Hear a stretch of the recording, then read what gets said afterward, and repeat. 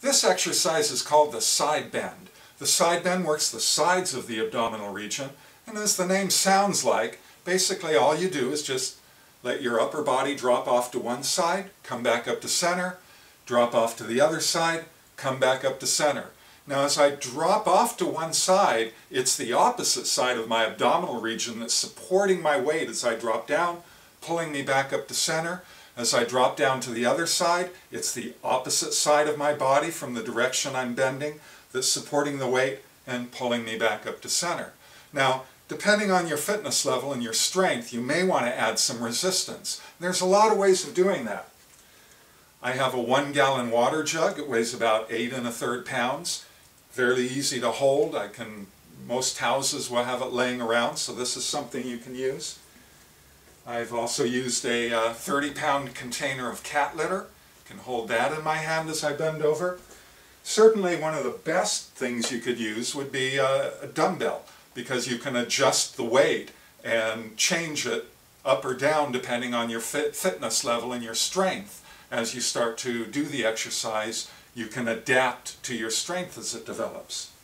I'm going to go ahead and use the water jug because you can see my hand more clearly as I go through the movement.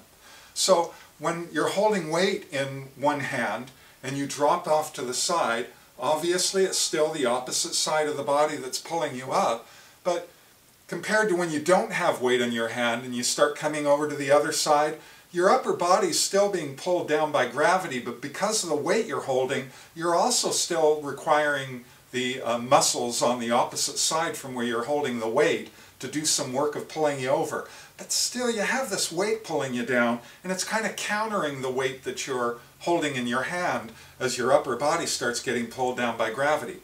Here's a trick to make this exercise much more effective. Stand centered, and from the side that you have your weight held in, let your hips shift over to the side. See how I'm standing straight centered with my hips, and then I shift my hips over so that they're more weighted onto the opposite side of where I'm holding the weight from. Look what happens when I do this.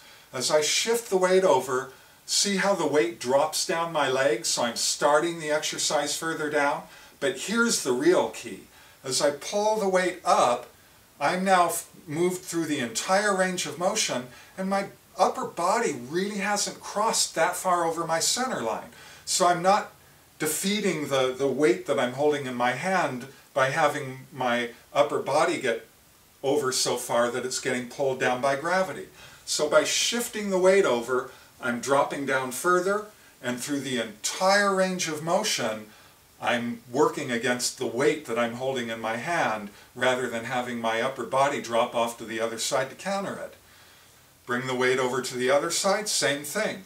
Shift your hip over so that it's swung over the leg on the opposite side from where you're holding the weight.